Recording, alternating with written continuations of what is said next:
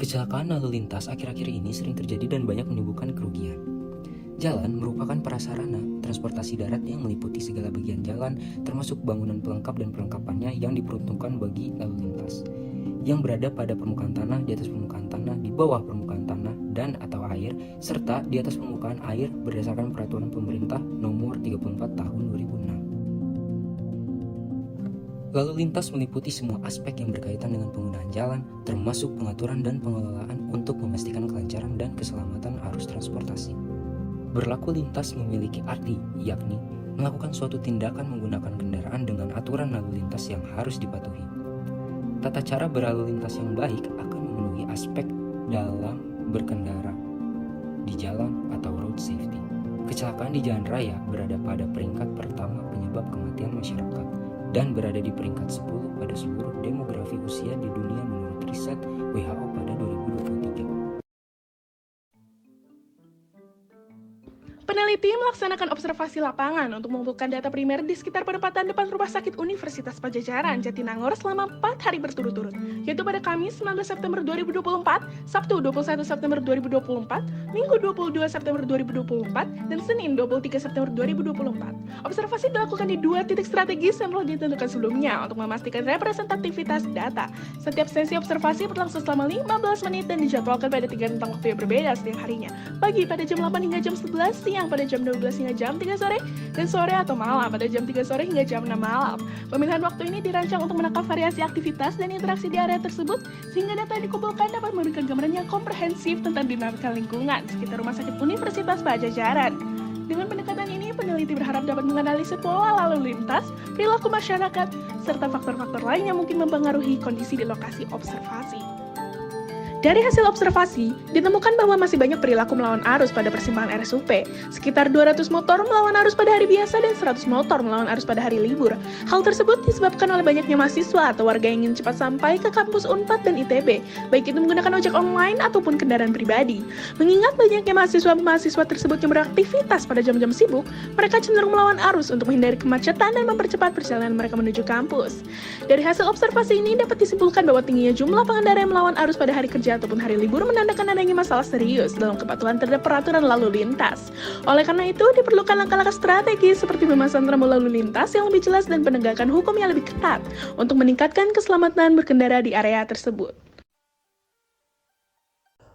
Electronic Traffic Law Enforcement (ETLE) adalah sistem penegakan hukum lalu lintas yang menggunakan teknologi elektronik termasuk kamera ANPR untuk mendeteksi dan merekam pelanggaran lalu lintas. Tujuan utama ETLE adalah meningkatkan efektivitas penegakan hukum di jalan raya dengan menangkap bukti pelanggaran. Kamera akan dipasang di 2 titik strategis untuk mendeteksi pelanggaran oleh pengendara sepeda motor. Sistem ini bersifat represif, dimulai saat kamera menangkap pelanggaran yang kemudian diverifikasi oleh petugas. Jika terkonfirmasi, surat konfirmasi akan dikirim ke pemilik kendaraan. Pelanggar diberikan waktu untuk memastikan kepemilikan dan akan menerima instruksi pembayaran setelah dikonfirmasi. Selama pembayaran belum dilakukan, STNK akan ditahan. Diharapkan sistem ini dapat meningkatkan disiplin berlalu lintas demi keselamatan bersama. Spanduk himbauan adalah alat komunikasi visual yang efektif untuk menyampaikan pesan keselamatan kepada pengguna jalan. Pemasangan spanduk di lokasi yang strategis seperti persimpangan Rumah Sakit Universitas Padjadjaran penting untuk meningkatkan kesadaran keselamatan berlalu lintas. Desain spanduk sebaiknya mencolok dengan gambar menarik dan bahasa yang jelas, mengingatkan pengendara untuk mematuhi batas kecepatan atau menggunakan helm. Pemasangan harus mematuhi Peraturan Menteri Perhubungan Nomor 12 Tahun 2019 agar tidak mengganggu pandangan pengguna jalan. Spanduk juga dapat diintegrasikan dalam kampanye keselamatan yang lebih luas, termasuk sosialisasi di sekolah dan komunitas. Keterlibatan masyarakat sangat penting untuk meningkatkan kepatuhan peraturan lalu lintas. Dengan pemeliharaan rutin, diharapkan kesadaran masyarakat meningkat dan risiko kecelakaan di persimpangan dapat berkurang. Lampu lalu lintas adalah elemen penting untuk mengendalikan arus lalu lintas di persimpangan dan tempat penyeberangan pejalan kaki seperti zebra cross. 3 warna lampu memiliki arti spesifik, merah untuk berhenti, kuning untuk hati-hati, dan hijau untuk jalan.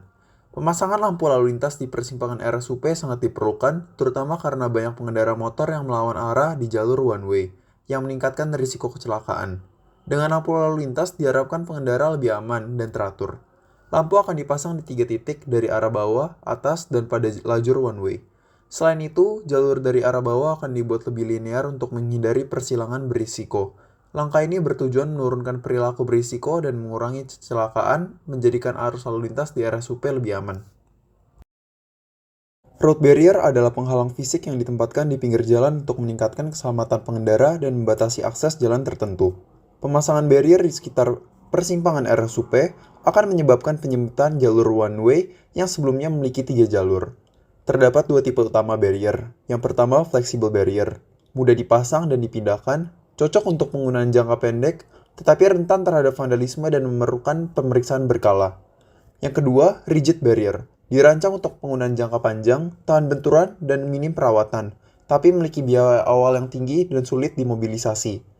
Pemasangan barrier harus dipertimbangkan agar tidak menyebabkan kemacetan akibat penyempitan jalur. Rambu lalu lintas adalah elemen penting dalam sistem pengaturan lalu lintas yang memberikan informasi, peringatan, dan instruksi kepada pengguna jalan. Memasang rambu yang tepat di persimpangan, terutama di Rumah Sakit Universitas Padjadjaran, sangat diperlukan untuk menjaga keselamatan dan kelancaran arus lalu lintas. 2 rambu larangan akan dipasang, 1 dilarang belok kiri, mencegah kendaraan berbelok ke kiri untuk menghindari pengendara melawan arah yang berisiko tinggi kecelakaan. 2 dilarang belok kanan, mencegah kendaraan belok ke kanan saat kondisi lalu lintas tidak aman, mengurangi konflik dengan kendaraan dari arah lain.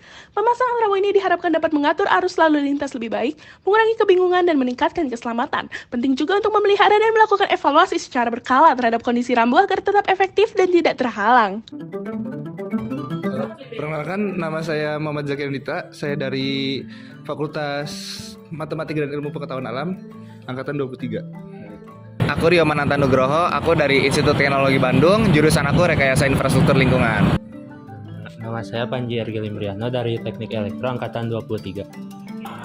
Perkenalkan, nama aku Fala Hardika Pradipta dari Fakultas Kedokteran juga, aku dari Angkatan 2023. Apakah Akang pernah melawan arah di depan RSUP?